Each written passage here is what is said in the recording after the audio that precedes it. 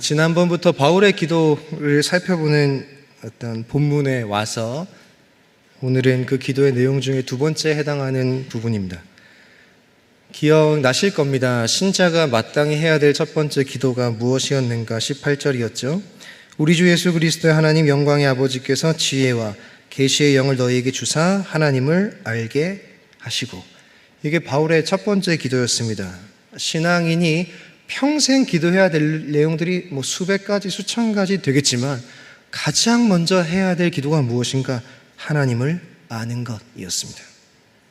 하나님을 그냥 아는 것이 아니라 상호적으로, 경험적으로 아는 것이었죠. 그리고 이런 얘기 드렸습니다. 누가 하나님을 더 알길 원할까? 하나님은 알아도 끝없는 분이라고 이야기를 했습니다. 그러니까 허무한 거죠.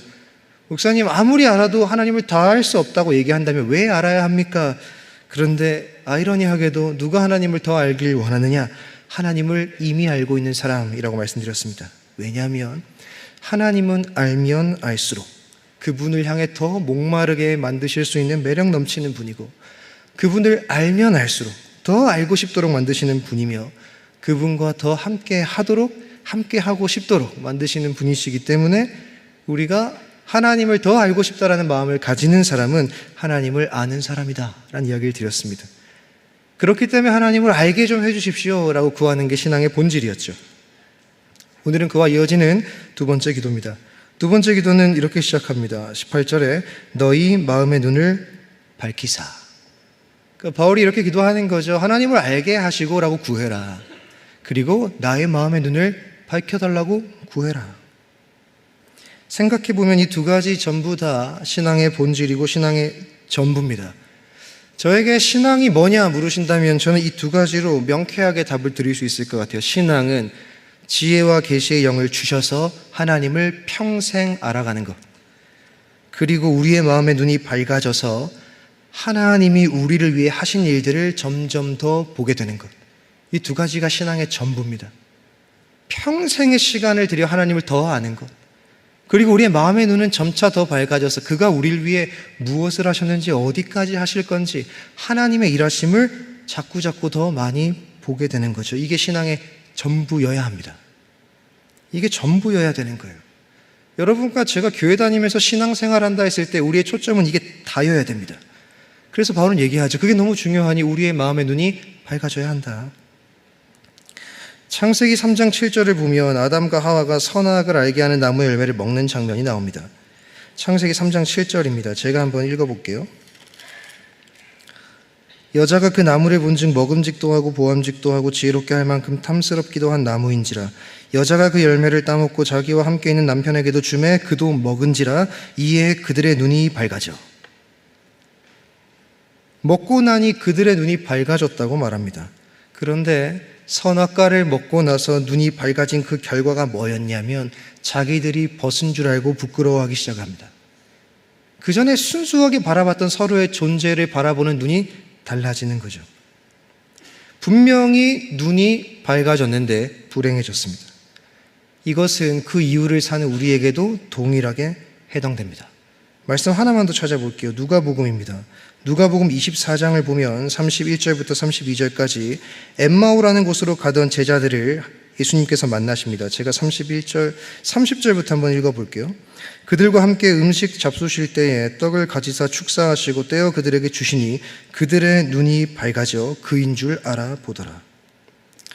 선악을 알게 하는 나무의 열매를 먹은 인간의 눈은 밝아졌으나 진리에 대해서 눈이 멀었습니다.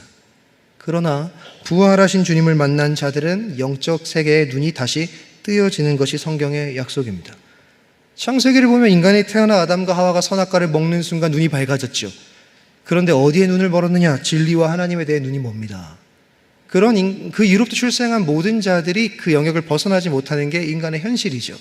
그때 예수 그리스도의 부활하신 예수 그리스도를 만난 엠마오의 두 제자는 예수를 만나자마자 눈이 띄어집니다. 부활하신 주님을 만난 자들에게 일어나는 일은 영적 세계의 눈이 다시 열리는 거죠. 신앙생활 하면서 중요한 건 이겁니다. 이 경험이 있어 보셔야 됩니다. 우리 주님께서 우리로 하여금 세상, 우리의 존재, 이 모든 것을 다시 볼 수 있는 새로운 시야를 주셔야만 합니다. 그러니 바울이 구하는 거죠. 그렇게 눈이 떠져서 바울이 성도인 우리에게 보기를 바랬던 것이 세 개입니다. 본문에 보시면 첫 번째로 보길 원했던 게 부르심의 소망입니다. 너희의 눈이 밝아져서 부르심의 소망이 무엇인지 알게 되길 원한다. 소망이라는 단어는 지금 이루어진 현실이 아닙니다. 우리에게 장차 다가올 어떤 것에 대한 이야기죠. 그게 소망이죠. 여러분 안에 소망이 있다라고 말하는 건 아직 구현되지 않은 현실이 아닌 것들에 대한 이야기가 소망이죠. 언젠가 다가올 미래에 대한 측면의 이야기가 많습니다. 그래서 기독교 신앙은 늘 현재의 승부를 거는 것이 아닙니다. 이 세상이 우리의 목적지가 아닙니다. 이건 현실을 무시해도 된다라는 이야기가 아니라 현실만 남아있어도 안 된다라는 이야기입니다. 현실 당연히 중요하죠. 현실을 무시하면 안 되겠죠. 그런데 우리가 신앙이란 이름으로 평생을 살아갈 때 눈에 보이는 게 현실만 남아서는 안 된다라는 이야기입니다. 그런데 문제는 이거죠. 우리 삶 가운데 소망이 있음을 알지만 소망이라는 단어가 먼 이야기처럼 보인다라는 것입니다. 우리는 훗날 완성돼서 가게 될 나라, 그리고 아직 오지 않았으나 분명히 오게 될 좋은 것들을 신뢰하지만 당장 오늘을 사는 우리에게 와닿지 않습니다. 그래서 좀 부끄럽고 민망한 얘기일지 모르지만 저와 여러분의 삶의 자리에서 소망이라는 건 그리 핵심적인 주제가 아닐 때가 많습니다. 분명히 우리는 언젠가 갈 곳인 걸 압니다. 그러나 아직 현실에서 천국을 기다리거나 천국을 그릴 만한 여유가 없습니다. 그렇지만 꼭 기억해야 되는 부분은 이겁니다. 이 미래적 차원의 소망, 완성될 하나님의 나라라든지 훗날 하나님께서 이루실 소망에 대한 이야기라든지 이 미래적 차원의 소망은 절대 우리의 현실과 무관하지 않습니다. 오히려 신자의 현실에 지대하고 결정적인 영향을 줍니다. 우리가 세상에서 겪는 경험, 여러분과 제가 겪는 경험 있잖아요. 요즘에 어떤 경험을 하시는지 잘 모르겠고 그 경험 끝에 어떤 감정이 남으시는지 모르겠지만 이 세상에서 겪는 경험의 끝은 결국 절망입니다. 부정할 수 없습니다. 사망을 넘어서지 못하는 이상 이 세상에서 겪게 되는 경험의 끝은 절망이죠.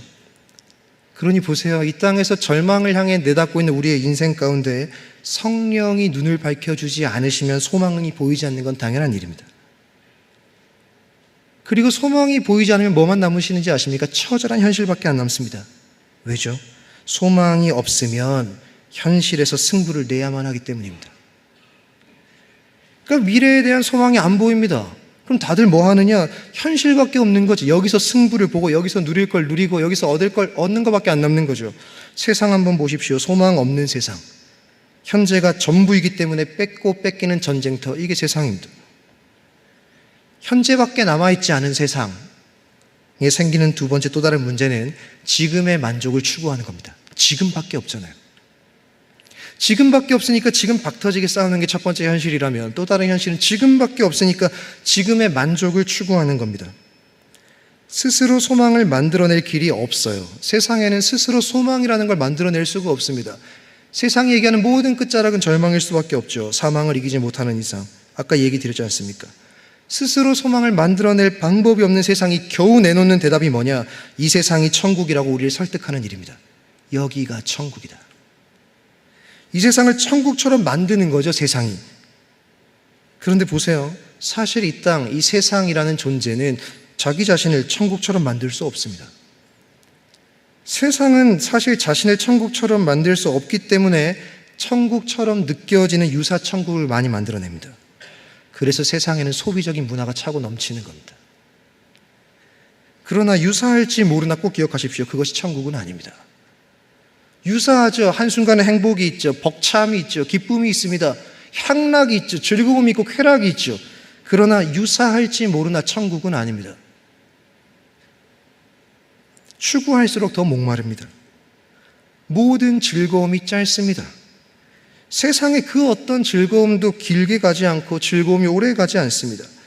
그래서 세상은 끊임없이 우리로 하여금 새로운 무엇을 바라보도록 만듭니다. 분명히 천국인 것 같도록 만듭니다. 여기가 천국이야. 딴 데 눈 돌리지 마라. 사단의 계략 아닙니까? 영원한 것 따윈 없다. 여기서 기쁨을 다 누리면 된다. 처음엔 좋죠. 먹고 마시고 내 안에 들이부을 때마다 행복이 가득합니다. 그런데 그 즐거움이 얼마 가지 않죠. 그러니 뭐예요? 계속 목마르니까 세상은 새로운 것들을 제공해 줍니다. 여기도 있다. 저기도 있다. 거기에 대해 내성이 생겼느냐? 다른 게 있다. 끊임없이 뭔가를 바라보도록 만들죠. 잠시라도 우리를 향해 공급해 주는 것이 끊기면 우리의 존재가 목마를 것을 알기에 세상은 우리의 시선을 끊임없이 강탈합니다. 그러니 뭐예요? 가져도 다음 게 보이죠. 충분함이라는 건 없는 거죠. 마치 이 땅에 분명히 뭐가 계속 있는 것처럼 만들어줍니다. 이게 세상입니다. 비참한 건 이런 거죠. 그래서 오늘날의 그리스도인들조차 천국을 잊고 삽니다. 누구에게 해당하는 이야기 아닙니다. 저희 모두 마찬가지죠. 저도 그래요. 문득 살다 보면 영원한 것들은 갈수록 작아지고 찰나뿐인 세상은 커집니다. 이 시간이 지날수록 크게 느껴지는 것이 무엇인가? 분명히 행복해요, 여러분. 세상에서 분명히 즐거움이 있습니다. 분명히 기쁨이 있어요. 그런데 알 수 없는 허무가 같이 존재합니다. 이것만 소유하고 저 지점만 넘어가고 이만큼만 주어지면 행복할 거라 여기고 어떤 때는 그 지점을 넘어가기도 하죠. 행복하죠. 그런데 그 다음에 알 수 없는 허무 경험해 본 적 있지 않으십니까? 이 세상은 좋아요. 뭘 막 하다 보면 좋은데 왠지 모를 불안이 있지 않습니까? 채워도 허무가 존재하고 뭔가 하고 있음에도 불안이 존재하죠. 이 땅을 사는 신자들의 삶도 동일합니다. 부정할 수 없어요. 고통이 있죠. 저희에게도 마찬가지입니다. 뜻대로 안 되는 일들이 많죠. 당황스러움이 존재합니다. 생각대로 되지 않음 속에 의문도 많아요. 신앙에는 좀 달라야 되는 거 아닙니까, 하나님? 우리도 같은 걸 경험하죠. 그때 여러분 낙심하시면 안 됩니다. 이 지점에서 우리가 던져봐야 될 질문이 있는 거예요. 우린 보통 어떤 질문을 하냐 이런 거죠. 우리에게 소망은 있나? 그들도 소망 없으니 이 땅이 전부인 것처럼 박터지게 싸우고 여기서 만족을 만들어내야 될 것처럼 수많은 것들에 밑빠진 독에 물 붓듯이 향락을 추구하는데 그럼 우리는 다른 소망이 있는가? 반대로 질문해 보십시오. 여러분, 절망이 무엇입니까? 현실입니까? 아닙니다. 신앙인에게 절망은 현실이 아닙니다. 미래에 대한 나아짐, 미래에 나아질 것에 대한 불확실함이 절망입니다. 근데 우린 현실 자체를 절망으로 여기고 살거든요. 아닐 겁니다. 우리가 느낀 절망은 뭐냐? 미래의 이 현실의 불확실함, 이 미래의 나아짐이 없을 것 같은 이 불확실함이 우리에게 절망이라는 거죠. 오늘을 제대로 사는 힘은 미래에서 주어집니다. 이것은 신자만이 가지는 특권이죠. 우리에게만 답이 있습니다. 누구도 미래를 보장할 수 없죠. 그럼 이 땅에서는 끊임없이 세상은 여기서 어느 게 전부인 것처럼 가르치고 그걸 지향하도록 만들지만 저희는 달라야 되는 거 아닙니까? 저희는 소망이 있지 않습니까? 여기에서 우리는 세상과 그리스도인의 삶의 차이점을 찾아내야만 합니다. 우린 삶의 방향과 삶의 방식이 전혀 다른 자들입니다. 우리는 이곳에서 천국을 경험해야 되는 자들이 아닙니다. 세상 속에서 천국을 찾아내야 되는 자들이 아닌 거죠. 신앙인에게 진짜 위기는 지금 주어진 현실적 어려움 아닙니다. 여러분이 처한 현실적 어려움에 대한 무게를 덜자 이런 얘기 아니고 가볍다 그런 얘기 아닙니다. 제가 감히 여러분이 살고 있는 현실의 무거움을 조금이나마 헤아릴 수나 있겠습니까? 그러나 신앙인에게 진짜 위기는 현실적인 어려움이 아니라 소망해야 되는 것이 눈에 보이지 않는 것이 위기입니다. 하나님의 나라와 영원한 것들이 보이지 않는 순간이 위기인 겁니다. 신앙인은 여기에 희망을 거는 자들이 아니기 때문에 그렇습니다. 그리스도인이라는 단어, 이 단어는 이 세상을 목표로 하지 않는 자들이라는 것을 설명하는 단어와 같다고 생각됩니다. 그리스도인이 누구냐? 예수 믿는 사람이죠. 아니죠. 너무 추상적이고 관념적이고 모호하지 않습니까? 그리스도인은 누구냐? 이 세상을 목표로 하지 않는 자. 이게 그리스도인 아닙니까? 우리는 영원에 매여 사는 존재들입니다. 영원에 기대어 사는 존재는 현재 일어나는 일에 고통할 수 있습니다. 그러나 영원히 절망하지 않습니다. 이게 영원에 매여 사는 존재들의 유일한 특징입니다. 이 시선을 놓치면 세상이나 신자들이나 현재의 모든 걸 걸 수밖에 없는 거예요. 우리가 어디 매여 사는지, 우리는 어딜 향해 가는지, 우리가 서 있는 이 지점은 그 알파와 오메가의 긴 역사 속에 일순간의 지점이라는 시선을 잃어버리면 우리도 세상이랑 별반 다를 바 없이 현재의 모든 걸 걸 수밖에 없죠. 여기서 얻기 위해 박터지게 싸우고 여기서 만족 누리고자 헤어나올 수 없는 갈망 가운데 내 삶을 집어넣는 거죠. 소망은 분명히 미래적입니다. 다른 말로 얘기하자면 아직 이루어지지 않은 거죠. 그 말은 아직 우리가 경험해 본 적이 없다라는 말과 같습니다. 소망, 다른 말로 아직 이루어지지 않은 무언가, 그 말을 한 번도 경험해보지 못한 것. 그렇기 때문에 우리 인생에는 소망이 와닿지 않아요. 정말 여러분이 끊임없이 소망이 있다. 여러분, 교회가 주구장창하는 말 그거 아닙니까? 여러분 훗날에 소망이 있습니다. 와닿으십니까? 전 잘 안 와닿아요. 왜요? 저희 본 적이 없지 않습니까? 그걸 와닿을 정도로 경험해 본 적이 없지 않습니까? 그러니 이 바쁜 세상에서 미래를 생각할 겨를도 없고 도달해 본 적도 없기 때문에 소망은 우리에게 와닿지 않습니다. 그래서 바울이 뭐 하는 거예요? 기도하는 겁니다. 우린 소망이 안 와닿아요. 기독교가 맨날 지금만 버텨라, 나중에 소망이 있다. 그러니 결국 해놓는 대답이라는 게 그 정신승리 아니냐 이런 말이나 세상이 우리에게 막 하고 설명할 반박할 근거가 없지 않습니까? 그런 것 같기도 하고 그러다 보니 우린 뭐 때문에 사는가 이런 생각하는 지점에 서 있는 신앙인들이 너무 많습니다. 잘 모릅니다. 우린 소망이 어떤 느낌일지도 잘 몰라요. 당연한 겁니다. 가본 적이 없지 않습니까? 맛본 적이 없지 않습니까? 도달해 본 적이 없는 지점이 소망 아닙니까? 그러니 바울이 외치는 거죠. 기도하자. 성도의 눈이 밝아지기를 원하는 마음은 여기에 있는 겁니다. 우리 눈이 밝아져야 된다. 왜? 그래야 한 번도 보지 못해서, 한 번도 도달해 보지 못해서 지금 감히 꿈도 꿀 수 없는 그것이 무엇인지 하나님이 보여줘야만 한다. 밝아지지 않으면 모르는 겁니다. 그러니 우리의 기도는 뭐여야 되겠습니까? 마음의 눈이 밝아지게 하소서. 그래서 우리에게 부르심의 소망이 무엇인지 좀 깨닫게 하십시오. 바울의 기도처럼 우리의 눈이 열리는 걸 구해야만 하는 거죠. 그리고 바울은 이어서 기업의 영광의 풍성함이 무엇인지 알기를 구합니다. 18절 뒷부분에 너희 마음의 눈을 밝히사 그의 부르심의 소망이 무엇이며 성도 안에서 그 기업의 영광의 풍성함이 무엇이며. 성경이 말하는 기업이라는 단어는 이중적 의미가 있습니다. 일단 저희가 일반적으로 사용하는 영리를 추구하는 단체의 기업이 아닌 거 아시죠? 여기서 사용하는 한자는 근본 기자입니다. 근간이 되는, 가장 소중하고 가장 처음 것이었던 기업이란 얘기입니다. 성경이 말하는 기업의 단어에는 이중적 의미가 있어요. 이런 표현입니다. 그분이 우리의 기업, 그리고 우리가 그분의 기업. 이 두 가지 의미가 같이 공존합니다. 우리가 기업되었다라는 건 어떤 의미를 갖는 거냐면 하나님이 우리를 가장 근간이 되는 소중한 기업으로 삼으셨다. 그와 동시에 하나님이 우리에게 그런 기업이 되어 주셨다. 그러니 사실은 우리가 그분께 됐다, 그리고 그분이 우리께 됐다라는 건 다른 말이 아닙니다. 같은 말 아닙니까? 우리가 그분의 소유가 됐기 때문에 그분이 우리의 소유가 되어 주는 거 아닙니까? 우리 이걸 순차적으로나 시간적으로 혹시 개념적으로 다른 일이라 생각할지 모르겠어요. 우리가 그분의 것이 되는 것과 그분이 나의 것이 되는 것, 다른 일이 아닙니다. 똑같은 거죠. 구원받은 자에게 있어서 우린 그분의 것, 그리고 그와 동시에 그분도 우리의 것이 되어주기로 결정하시는 거죠. 우린 그분의 기업, 그리고 그분도 우리의 기업이 되기로 결정하시는 겁니다. 그러니 기업의 영광의 풍성함, 하나님이 너희를 기업으로 삼으신 영광의 풍성함이라는 것은 무슨 뜻이냐면 하늘과 땅의 모든 것을 가지신 그 하나님이 모든 피조물 중에 우리를 가장 소중하게 여기신다는 의미입니다. 내가 너를 기업 삼았다, 내가 너의 기업이 되어주기로 결정했다 라는 건 쉬운 말로 수많은 피조물 중에 내가 너를 가장 아낀다. 바울은 성도가 그 사실이라는 게 얼마나 풍성한 것인지를 보기 원한 겁니다. 잊지 말라는 거죠. 바울은 기업 뒤에 두 가지 단어를 붙입니다. 영광과 풍성이죠. 그러니 단어가 되게 어려워요. 기업의 영광의 풍성. 근데 다양하게 해석할 수 있겠지만 간단하게 해석하면 이런 겁니다.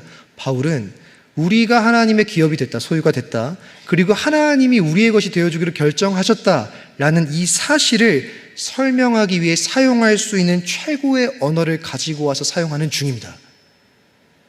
성경에서 영광이란 단어보다 압도적인 건 없고 풍성이란 단어보다 큰 단어는 없습니다. 그러니 너희가 기업된 것, 하나님이 너희의 것이 되어준 것이 얼마나 크고 압도적이며 놀라운 일인지를 기억해라 라는 걸 설명하기 위해 가져온 게 기업의 영광의 풍성입니다. 이건 하나님이 성도를 어떻게 바라보는가에 대한 표현이죠. 하나님이 우리를 가장 존귀히 여기신다. 우리는 자기 자신을 바라봄에 있어 하나님이 우리를 어떻게 여기시는가에 대한 안목을 가질 필요가 있습니다. 하나님은 그리스도를 통해 우리를 보십니다. 아들을 희생하면서까지 우리를 사랑하는 것이 하나님의 안목입니다. 그게 하나님의 시선입니다.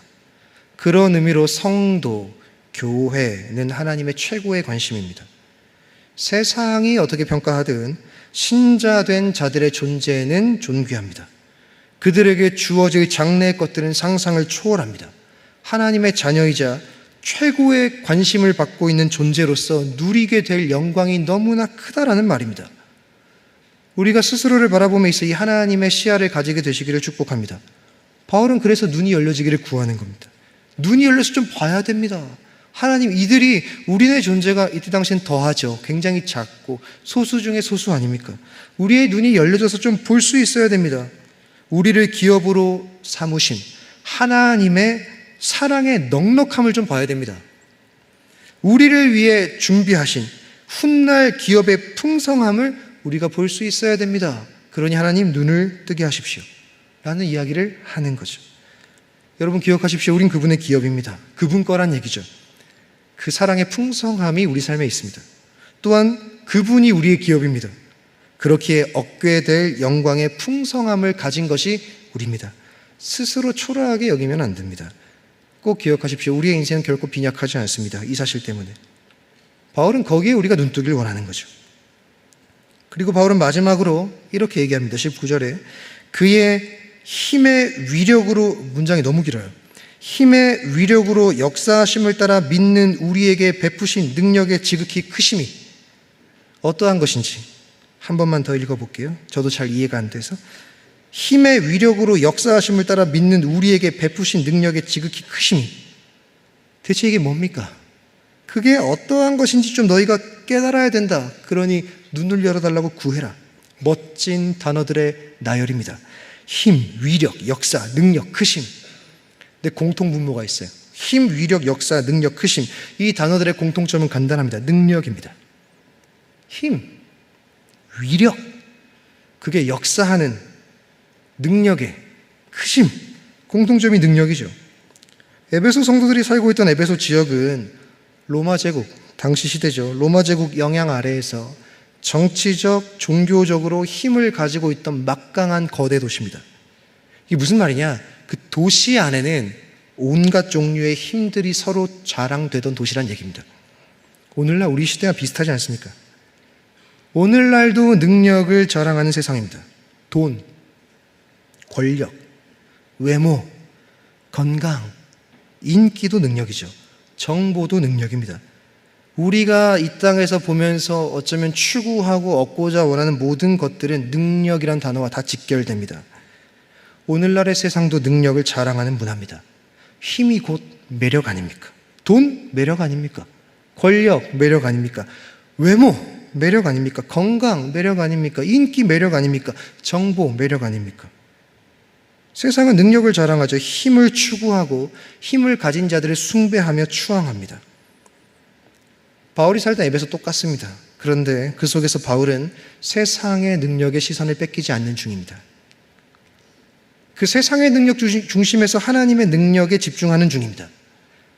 사실 방금 읽었던 힘의 위력으로 역사하심을 따라 믿는 우리에게 베푸신 능력의 지극히 크심, 이란 단어의 나열은 하나님의 능력이 얼마나 큰가를 바울이 설명하고 싶은데 자기가 살고 있는 세상의 언어의 한계가 너무 커서 나오는 가슴 아픈 호소입니다. 설명할 길이 없다. 내가 눈으로 보고 사는 세상 가운데, 모든 능력 자랑하는 시대 가운데 이걸 압도하는 하나님의 능력이 존재하는데 이 땅에 내가 살면서 이 언어적 한계와 내가 형언할 수 있는 내 능력의 한계 때문에 다 표현할 수 없다. 그래서 그 아버지의 능력이 뭔데요? 그 힘의 위력으로 역사하심을 따라 믿는 우리에게 베푸신 능력의 지극히 크심. 이 말 말고는 설명할 길이 없다. 언어적 한계를 느낌으로 나오는 호소입니다. 대단해 보이고 끝나지 않을 것 같은 세상의 능력은 한때입니다. 영원할 것 같은 바벨론이나 짐승들의 나라도 영원을 꿈꾸지 못했습니다. 그러나 우리 하나님은 한때 능력 있으셨던 분 아닙니다. 창조할 때 능력 있으셨던 분, 십자가에 죽으신 예수 살려내실 때 능력 있으셨던 분 아닙니다. 영원토록 힘이 차고 넘쳐서 주체가 안 되는 분입니다. 그거 설명하고 싶은 거예요, 바울이 지금. 그래서 힘의 소진이라는 말은 하나님에게만큼은 적용될 수 없는 단어입니다. 사실 우리는 피조세계의 능력, 여러분이 아까 살면서 겪게 되는 능력, 돈, 권력, 외모, 건강, 인기, 정보 같은 것들의 능력과 하나님의 능력을 비교할 게 아니라 피조 세계의 능력을 보며 하나님의 능력을 실감하셔야 되는 겁니다. 하나님이 만들어 놓은 세상입니다. 하나님이 만들어 놓은 세상도 그 정도의 능력입니다. 우리가 세상에서 경험하는 어떤 능력도 하나님의 능력에 비하면 일부 중에 일부일 뿐입니다. 본문이 말하는 하나님의 능력이라는 건 어떤 한 존재가 가지고 있는 에너지가 아닙니다. 하나님 신이시니까 안에 많은 에너지를 가지고 계시겠죠? 아닙니다. 여기서 말하는 하나님의 능력이라는 표현은 우리를 향하여 구체적으로 역사하는 능력입니다. 이게 바울이 설명하고 싶은 능력인 거예요. 하나님의 능력은 압도적이다, 크시다, 세상에 어떤 것도 비할 바가 없다, 그는 에너지가 많다, 그러니 그는 졸지도 않고 주무시지도 않는다, 얼마나 부러운가, 이런 얘기를 하는 게 아닌 겁니다. 그 베푸신 능력, 우리를 향하여 구체적으로 역사하는 능력이죠. 하나님 우리에게 베푸신 능력이 무엇입니까?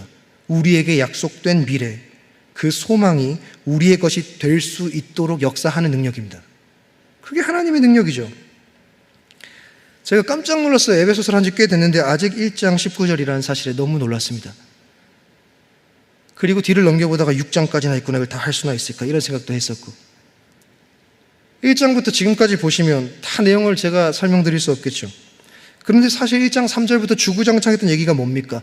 우리가 누구냐를 설명함에 있어서 바울이 이야기해왔던 하나님의 선택, 하나님이 택했다, 하나님이 속량을 지불하셔서 예수를 통해 우리를 구원하셨다, 구원은 이루어지고 말 것이다, 성령을 내 안에 두심으로 내가 인쳐서 너의 구원을 보증한다, 이 모든 것들 안에 이 능력이 작용하는 중입니다.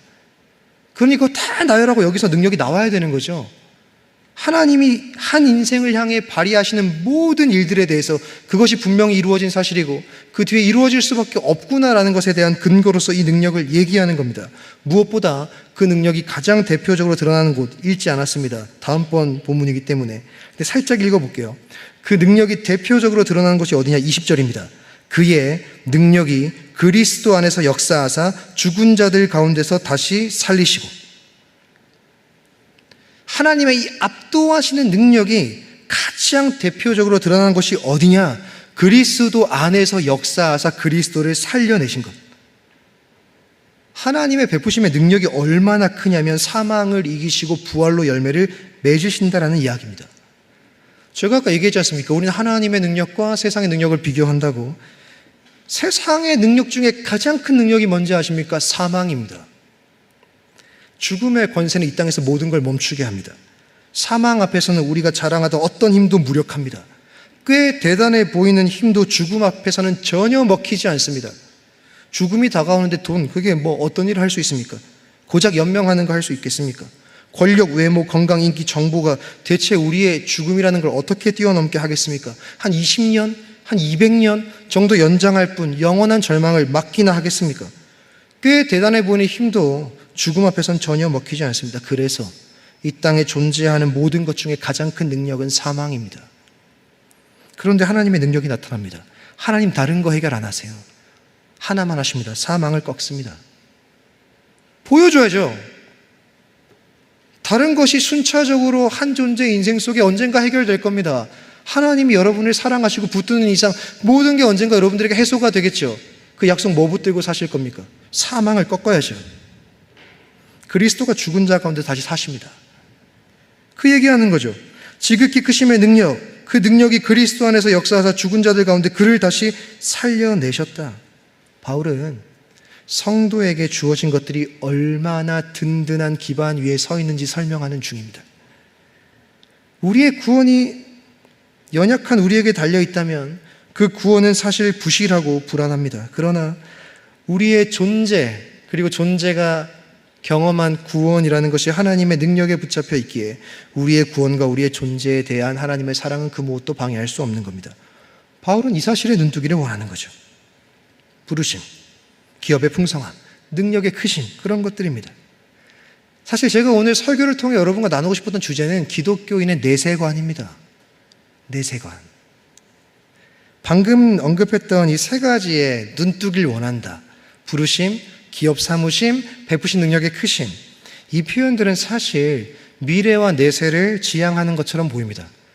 너의 부르심의 소망, 일어나지 않은 소망, 그게 얼마나 큰지, 기업을 삼아서 너에게 이루어질 미래적인 차원의 일이 얼마나 풍성한지, 그리고 하나님이 너에게 베풀어 주실 앞으로의 든든하게 붙잡으실 미래적인 능력이 얼마나 큰지, 아직 얻어지지 않은 것을 기대하는 것으로 그걸 소망하는 것이 신앙인 것처럼 느껴질 때가 많습니다. 신앙이 뭐냐? 소망이 있을 거야. 풍성함이 있을 거야. 우리 인생을 붙드는 능력이 있을 거야. 라는 게 신앙의 전부인 것처럼 살 때가 있다라는 거죠. 그래서 기독교 신앙은 늘 미래적이고 내세적인 것처럼 느껴질 때가 많습니다. 지금은 고생스럽지만 훗날 주어질 것들을 믿고 지금을 버티는 위안 정도로 기독교 신앙이 오용되는 것이 겨우 우리의 현실입니다.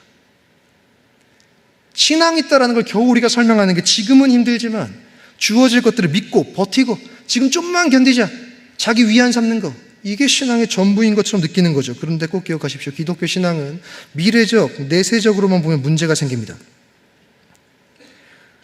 봤던 부분을 조금 다른 눈으로 볼 겁니다. 바울 기도 핵심은 잘 보세요. 눈을 밝혀지는 거죠. 눈이 밝아져서 알게 되는 겁니다. 18절 19절 제가 한 번만 읽어볼게요.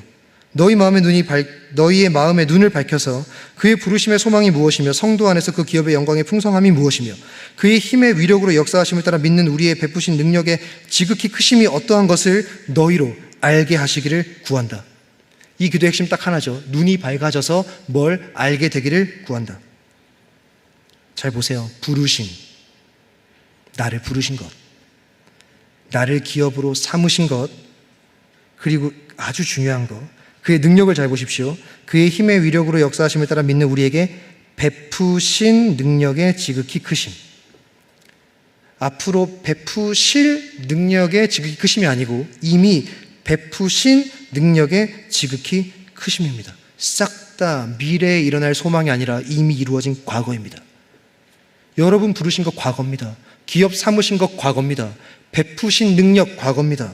바울의 기도는 그 기도를 통해 하는 요구, 그것은 무엇을 달라, 도와달라, 나아지게 해달라, 미래에는 괜찮게 해달라, 그 우리가 꿈꾸는 소망이 분명히 미래의 것이 우리의 것이 되게 해달라가 아니라 뭘 알게 해달랍니다. 뭘 깨닫게 해달라는 거예요. 하나님께 무엇을 달라, 무엇을 이루어지게 해달라, 어떤 능력을 좀 달라, 어떤 결과를 달라는 게 아니라 무엇을 깨닫게 해달라는 기도입니다. 기독교 신앙의 중요한 시선은 기도로 무엇을 구하면 무엇을 얻는다는 것이 아닙니다. 우리가 신앙을 자꾸 미래적으로, 내세적으로만 보면 우리는 어떤 수준의 기도를 드리냐면 하나님 아직은 없지만 주세요. 지금은 힘들지만 되게 해주세요. 그러니 하나님이 언젠가 해줄 걸 믿고 지금을 겨우 그냥 버티고 위안 삼는 정도가 신앙의 전부인 것처럼 생각하고 사는 거죠.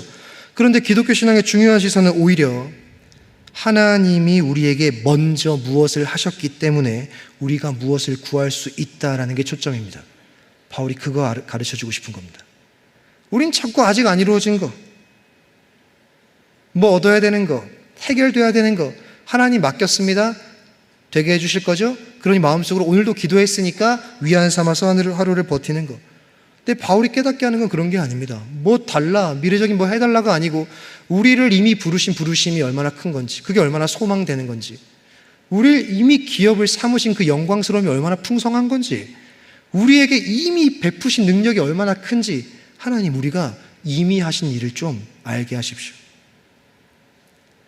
우리의 가장 큰 오해는 신자인 우리 스스로가 나에게는 아직 무언가가 이루어지지 않았고 나는 뭐가 부족하고 나는 뭐가 약해서 이제부터 기도하면 하나님이 나를 도와주셔서 나는 무언가를 얻을 수 있을 것이다. 그리고 신앙생활은 점점 그것을 얻는 방법을 깨달아가는 것이다. 점점 더 무언가를 얻어가는 경험이 쌓이는 것이다를 신앙의 전부로 착각하는 겁니다. 이게 신앙의 오해입니다. 기독교 신앙을 한다는 건 여러분, 그 전에 몰랐던 새로운 방법, 여지껏 가지지 못했던 것을 이제 얻을 수 있는 방법을 아는 것이 아닙니다. 기독교 신앙은 이미 우리에게 일어난 일을 아는 것부터 시작입니다. 그렇기에 바울은 능력을 구하는 것이 아니라 하나님이 이미 우리에게 베푸신 것, 이미 역사하고 계셨다는 것을 깨닫는 것을 구하는 중입니다. 우리가 무엇을 가져야 되겠다라는 것이 아니라 하나님께서 이미 우리 안에 능력으로 역사하고 계신다는 것을 우리가 알았으면 좋겠습니다.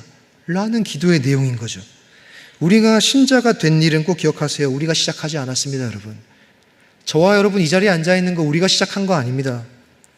그렇게 우리에게 먼저 되어야 할 신앙의 초점은 소망이 있다, 우리에게 미래적 소망이 있다가 아니라 주가 우리를 불러서 앉혀놓으셨다라는 사실이고, 훗날 우리에게 주어질 기업의 영광이 있다가 아니라 이미 우리를 기업 삼으셨다라는 사실이고, 훗날 능력의 크심을 우리를 도와주는 일로 하나님이 사용하실 것이다가 아니라 우리에게 이미 베푸신 능력의 크심을 아는 것이 되어야 한다라는 이야기입니다. 이게 초점입니다. 그래서 우리가 신자로서 신앙이 좋다라는 건 우리가 얼마나 열심히 무언가를 했느냐, 얼마나 열심히 믿느냐, 얼마나 많은 신앙의 행위들을 주께 드리느냐가 아니라 우리가 얼마나 하나님을 향해 눈뜨고 있느냐. 신앙이 좋다는 것은 내가 얼마나 뜨거우냐, 넌 금요일에 기도하냐, 넌 새벽에 눈을 뜨냐, 넌 수요 예배를 챙기냐, 얼마나 많이 헌신하냐, 얼마나 열정적으로 신앙의 행위를 하느냐가 아니라 하나님에 대해 얼마나 알고 있느냐의 문제가 신앙의 시작이라는 거죠. 뜨거운 행위가 나쁘다는 얘기가 아닙니다. 다 해야죠. 단지 그것이 전부이거나 그게 우선이 아니라는 것을 이야기 드리는 중입니다. 바울의 기도에 근거해서 성도인 우리가 가장 분명하게 기억해야 되는 것은 하나님께서 우리를 도대체 어떻게 여기셨기에 무엇까지 하셨는가를 아는 일입니다. 우리는 하나님이 이미 우리에게 얼마나 많은 투자를 하셨는지 기억해야 합니다. 그것을 알면 당당해지죠. 하나님이 우리에게 어디까지 베푸셨는가? 대체 무엇까지 주셨는가? 하나님이 나에게 여기까지 베푸셨구나. 그런 인생이 포기될 수 없는 것 아닙니까? 하나님이 거기까지 주셨는데 그 인생을 어떻게 지금 와서 포기합니까? 이것이 믿음입니다. 그게 신앙의 초점입니다. 그래서 우리 신앙의 근간을 논할 때 등장하는 단어는 하나밖에 없습니다. 그래서 십자가밖에 없는 겁니다. 우리가 누구인가를 알려면 십자가를 보라는 말이 거기서 출발하는 겁니다. 그 말에 거기에 무엇이 있는가? 하나님이 우리를 위하여, 우리가 아직 죄인 되었을 때 우리가 하나님을 찾기도 전에 자신의 아들을 우리를 위해 십자가에서 죽였다. 우리를 살리기 위해 예수 그리스도가 자기 아들이 십자가에 죽을지언정 우리를 포기하지 않으시겠다는 것을 우리는 십자가를 통해 아는 겁니다. 그러니 너희가 누군지 알려면 십자가를 생각해봐라 라는 말이 여기서 나오는 거죠. 하나님이 대체 우리를 뭐로 여기셨기에 어디까지 주셨는가를 확인하는 자리가 여기만큼 분명한 자리가 없습니다. 저와 여러분이 조금만 생각해보면, 여러분 가끔 나 신앙 흔들려 라는 생각하실 때 있죠. 신앙의 흔들림은 오해하지 마세요. 꼭 기억하세요. 하나님의 존재에 대한 부정이 아닙니다. 사실 잘 생각해보면 나 요즘 신앙 흔들려 라는 질문에 여러분 안에 있는 본심은 하나님이 내 편인가 아닌가에 대한 불안으로부터 시작하는 경우가 훨씬 많습니다. 기도하는데 안 돼요. 구하는데 안 들어져요. 우린 누구도 하나님의 존재를 부정하지 않습니다. 근데 뭘 부정하는 거예요? 하나님 내 편일까? 라는 것에 대한 의심이 들죠. 그런데 우리는 하나님이 진짜 내 편이신가에 대한 흔들림을 하나님의 존재에 대한 의심으로 착각합니다. 제발 그러지 마십시오. 아닙니다. 나 요즘 하나님 안 믿는 것 같아. 아닙니다. 하나님이 내 편인지를 못 믿는 거죠. 그것 때문에 여러분의 신앙을 오해하지 마십시오. 우리 어떤 지점에서 나 옛날에 신앙 좋았는데 지금은 하나님을 버린 것 같아. 아닙니다. 하나님이 내 편인지에 대한 확신이 잠시 없을 뿐입니다. 너무 안타까웠어요, 사실은. 수많은 분들 만날 때마다 목사님 제가 옛날에는 믿음이 있었는데 요즘 하나님 안 계신 것 같아요. 아닐걸요? 하나님이 요즘 내 편이 맞나 의심스러울 뿐입니다. 우리 하나님 못 버립니다. 하나님 없다고 부정 못 하실 겁니다. 근데 우리 내면에서 어떤 일이 생기는 거죠? 하나님이 내 편인가에 대한 불안이 곧 나 하나님 이제 안 믿나 봐. 나 하나님에 대한 믿음 없나 봐. 라는 것으로 이어지면서 우린 모든 신앙을 스스로 부정합니다. 여기서 못 헤어나옵니다. 여러분 그런 착각하지 마십시오. 그런 의문에 하나님은 하신 일로 대답하는 겁니다. 바울의 외침 딱 하나입니다. 우리를 부르심에 소망이 있다. 우리를 기업으로 삼으신 풍성함이 있다. 우리에게 이미 베푸신 하나님의 능력의 크심이 있다. 우리가 얼마나 비참하고 얼마나 부족할 때 하나님이 내 편에 서셨는가를 기억하라라는 말입니다. 그게 18절, 19절의 단어예요. 너희 가운데 부르심의 소망이 있다. 기업의 영광의 풍성이 있다. 이미 베푸신 능력의 크심이 있다. 그걸 알게 해달라고 기도해라. 아, 미래적 차원에 뭔가 일어나는 일을 구하라는 얘기입니까? 아니요. 하나님이 내 편이신가 의심스러울 때, 하나님이 내가 어떤 상태일 때 어떤 일까지 하셔서 하나님이 내 편이시라는 사실을 증명하셨는지 기억해내라. 하나님이 어디까지 널 위해 투자하셨는지 보라. 그러니 우리는 취소될 수 없는 사람이다 라는 것을 얘기하는 게 성경의 반복적인 외침이자 강조입니다. 미래적 차원의 소망은 분명히 오늘을 사는 우리에게 힘이 됩니다, 여러분. 후에 좋은 일이 있겠죠? 후에 기대하는 바가 이루어지겠죠? 부정하자는 얘기 아니죠? 하나님이 분명히 그런 일들 하실 겁니다. 그게 우리에게 오늘 버티고 위안이 되는 힘이 될 겁니다. 그런데 미래적 차원의 소망은 우리 안에 이미 이루신 일, 하신 일에 근거해야만 소망이 되는 겁니다. 그게 없으면 불확실함에 기대어 사는 존재일 뿐이죠. 우리가 미래적 소망을 들 수 있는 건 뭐냐? 이미 그분이 어디까지 하셨는가? 우리를 뭐로 여기셨길래, 우리가 어떤 상태일 때 우리를 뭐로 여기셨길래 어떤 일까지 하셨는가를 내가 알아야 미래적 차원의 소망이 소망되는 거 아닙니까? 바울이 그거 알기 원하는 거죠. 신앙은 하나님께서 우리에게 이미 이루신 일들을 가지고 여러분들 삶에 부정할 수 없는 하나님이 이미 이루신 일들을 가지고 얼마나 담대히 하나님의 편에 오늘도 설 수 있는가 하는 것이 신앙입니다. 당장 보이지 않고 더디오는 소망으로 하나님을 의심하지 마십시오, 여러분. 하나님이 무엇인가를 계속 새롭게 여러분의 인생에 해주시는 것으로 사랑을 확인하지 마십시오. 하나님 요거 해주시면 사랑하는 줄 믿겠습니다. 아니요.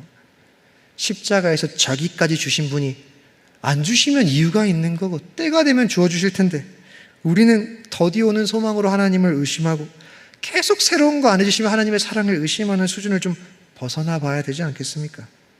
우리가 이미 알고 있는 것, 드러난 사실을 사용하고 거기서 힘입어 신앙을 발휘하는 것, 이게 신앙이죠.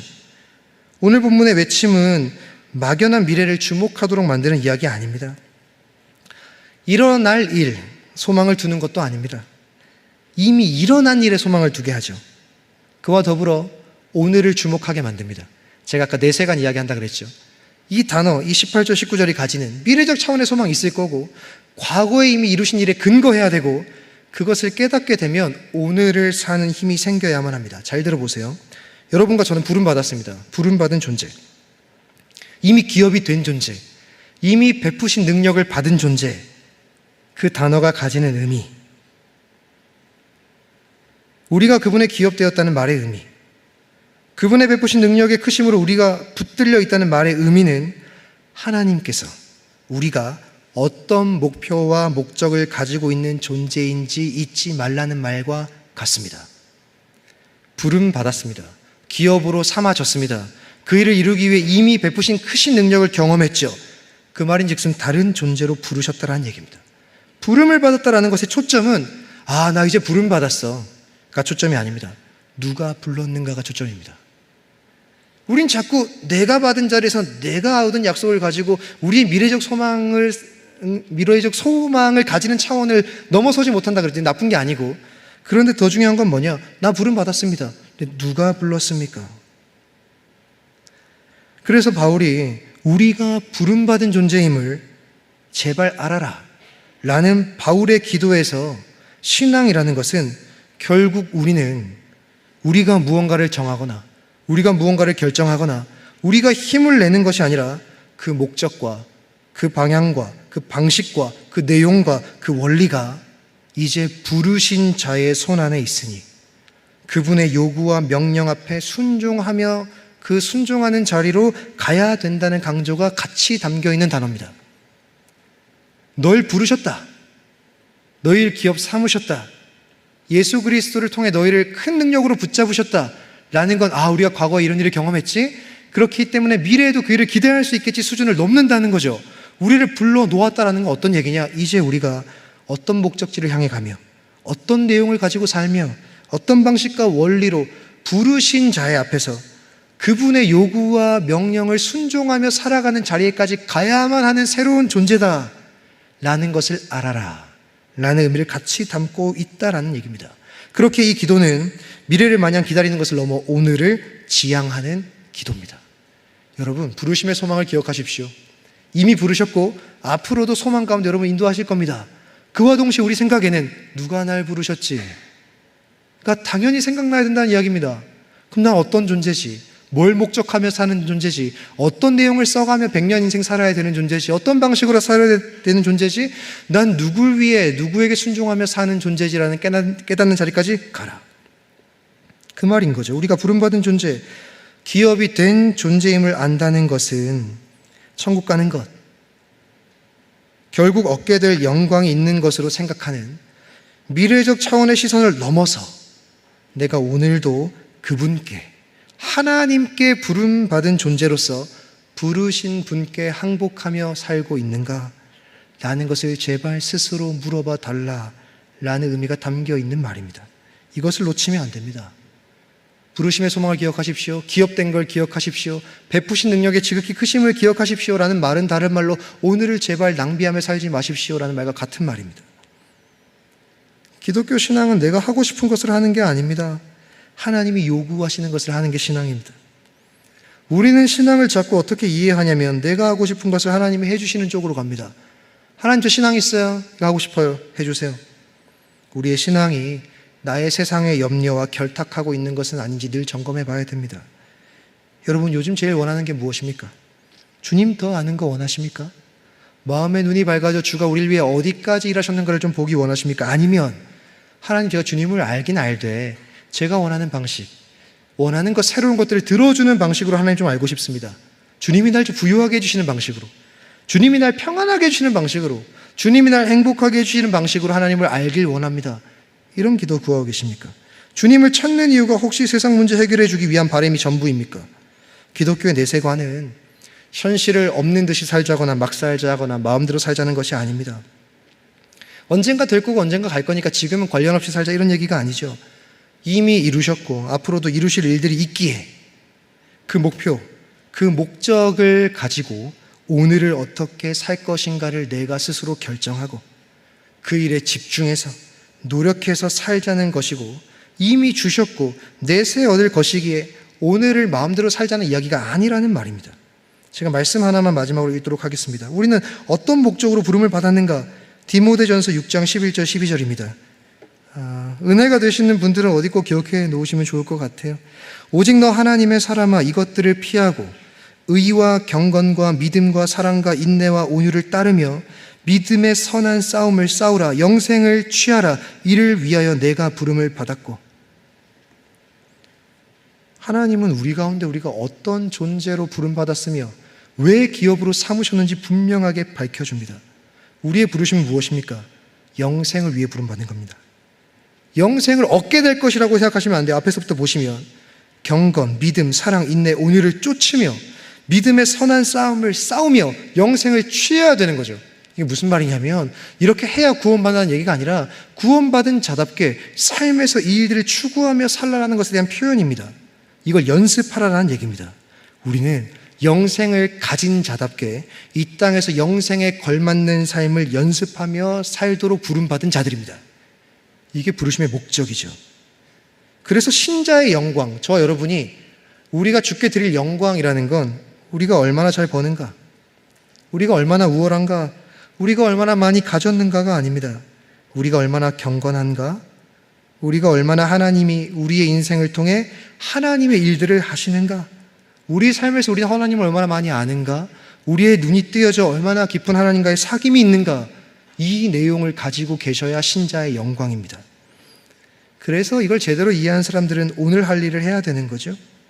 결국 오게 될 하나님이 결국 줄, 이미 아들까지 주실 만큼 우리를 택하셨기에 결국 줄 영원한 나라와 미래적 차원의 소망이 그게 언제 오든 오늘은 오시는 날을 준비하는 한 단계임을 잊지 마셔야 됩니다. 오늘은 결국 오게 될 그 지점을 준비하는 한 단계입니다. 오히려 이런 걱정해야 됩니다. 우리 이 준비 다 하기 전에 하나님 오시면 어떡하지?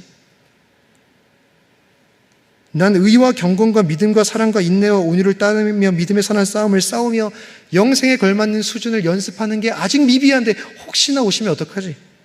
그 걱정해야 되는 게 신자입니다. 우리는 곧 오게 될 영혼을 마주할 준비를 해야 되기 때문에 오늘도 열심히 살고 내일도 열심히 살 뿐입니다.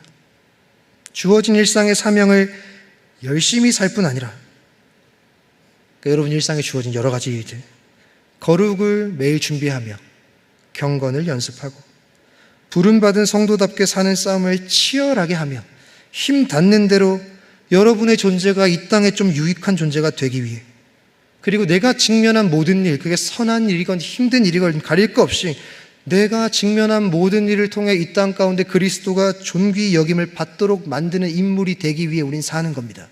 그게 부르심이고 그게 기업이 됐다라는 의미며 우리에게 이미 베푸신 능력으로 우리 삶을 붙드신 하나님의 목적입니다. 이게 그리스도인의 미래관이자 내세관이죠. 언젠가 천국 갈 거다. 오늘을 그저 살자. 언젠가 좋은 소망 있을 거다. 그러니 그때까지 오늘을 그저 살자가 아니라 우리가 대체 어떤 상태일 때 어디부터 부름을 받았고 부르신 그 하나님의 능력이 결국 우리를 어디까지 데려갈 것임을 우리가 확신하기에 오늘을 그렇게 사는 겁니다. 이게 내세관이죠. 이런 삶이 어려운 이유는 안 보여서 그래요, 여러분. 이제 우리가 탓하지 않아도 됩니다.